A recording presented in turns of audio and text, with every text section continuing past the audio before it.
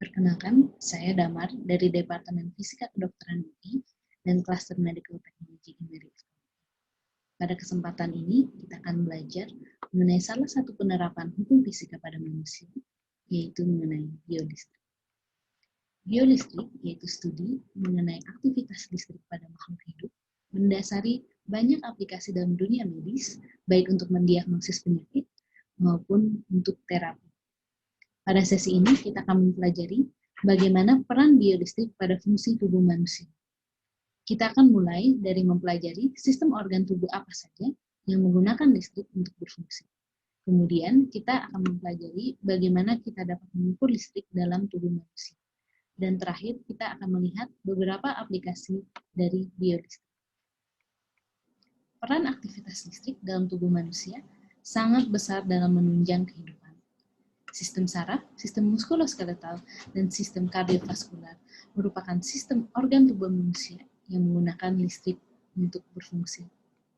Seluruh aktivitas yang kita lakukan ketika berinteraksi dengan lingkungan sekitar, baik itu melihat, berpikir, dan kemudian berbicara seperti yang sedang saya lakukan, yaitu proses sensoris, kognitif, dan motorik, dapat terjadi karena adanya rangkaian proses listrik pada sistem saraf. Proses listrik ini dapat terjadi karena adanya unit sistem saraf yang unik, yaitu neuron atau sel saraf. Neuron menerima sinyal melalui dendrit yang kemudian ditransmisikan melalui akson yang panjangnya dapat mencapai 1 meter. Kecepatan hantar saraf pada akson dapat mencapai 100 meter per sekund. Konduktivitas sel neuron ini bergantung pada perbedaan potensial listrik antara bagian dalam dan luar akson, yang disebabkan adanya perbedaan konsentrasi ion bermuatan negatif dan positif. Pada keadaan istirahat, perbedaan potensial adalah sekitar minus 70 mV dengan muatan yang lebih negatif di bagian dalam dari sel. Equilibrium untuk rasio konsentrasi tertentu didefinisikan oleh persamaan Nernst. Perubahan konsentrasi ion, yaitu yang tadinya lebih negatif di dalam, menjadi lebih positif, menyebabkan perubahan membran potensial yang mencetuskan terjadinya potensial aksi yang kemudian merambat sepanjang akson. Proses ini dapat dijelaskan oleh aplikasi hukum Kirchhoff, yaitu arus yang keluar merupakan penjumlahan arus yang masuk. Arus yang masuk pada akson adalah penjumlahan arus listrik transmembran dan arus di dalam akson. Kecepatan ditentukan oleh kapasitansi dan resistensi internal. Dengan kapasitansi yang lebih besar, maka akan lebih lama waktu yang dibutuhkan untuk membran kehilangan muatannya.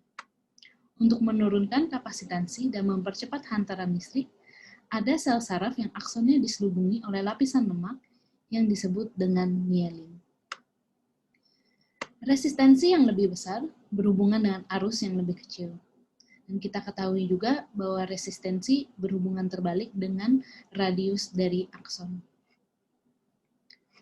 Pengukuran aktivitas listrik dari sistem saraf dapat dilakukan pada unit terkecil, yaitu pada tingkat neuron, atau disebut juga single unit activity, maupun pada tingkat kumpulan dari neuron, atau disebut juga dengan local field potential.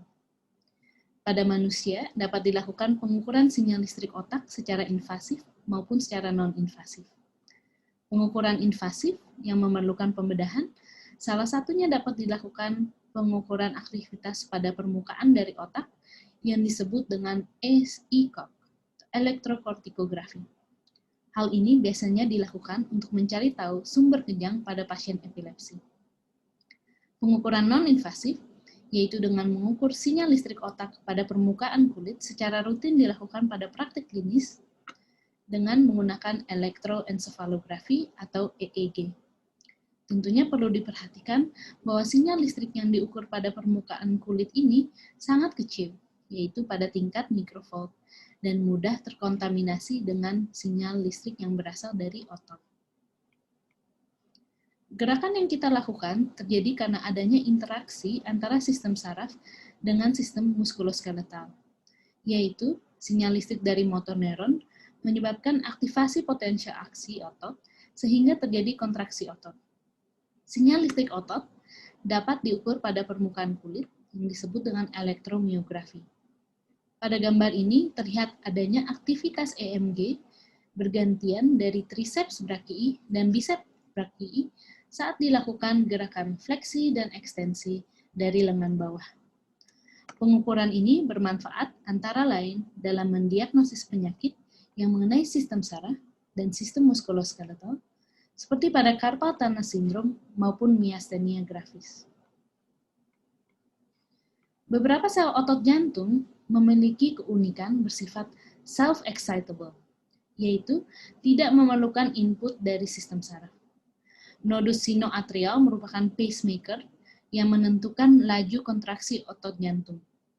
Impuls listrik dari SA node dihantarkan ke nodus atrioventrikular sebelum dihantarkan lebih lanjut ke serabut Purkinje yang kemudian menyebabkan kontraksi dari ventrikel jantung. Impuls inilah yang terekam pada pengukuran elektrokardiografi atau EKG yang kemudian dapat digunakan untuk mendeteksi kelainan pada jantung. Pada pengukuran EKG, posisi elektroda menentukan pengukuran beda potensial antara dua titik yang berbeda, sehingga dapat dinilai apakah ada abnormalitas dari aksis listrik jantung.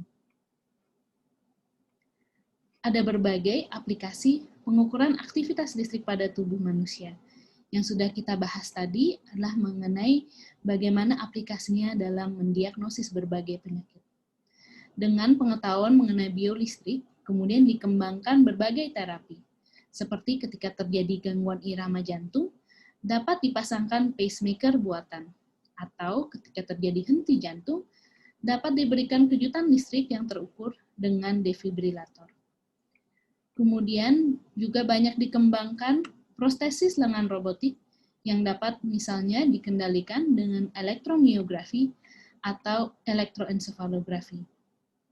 Yang dikendalikan dengan pikiran, yang kemudian diukur dengan elektroensefalografi, dikenal juga sebagai brain-computer interface, yang bertujuan untuk mengembalikan fungsi gerak pada orang yang lumpuh. Demikian juga dikembangkan berbagai implan sensorik seperti implan koklea yang mengubah suara menjadi impuls listrik sehingga seorang dapat mendengar kembali. Pada pasien Parkinson yang mengalami tremor, dapat juga dilakukan deep brain stimulation yang menargetkan bagian dari otak yang mengalami kelainan pada penyakit ini, yaitu pada substansia nigra. Simulasi ini efektif dalam menghentikan tremor sehingga pasien dapat berfungsi kembali dalam kehidupan sehari-harinya. Pada sesi ini kita telah membahas berbagai prinsip dari biolistrik pada tubuh manusia. Terima kasih dan selamat belajar.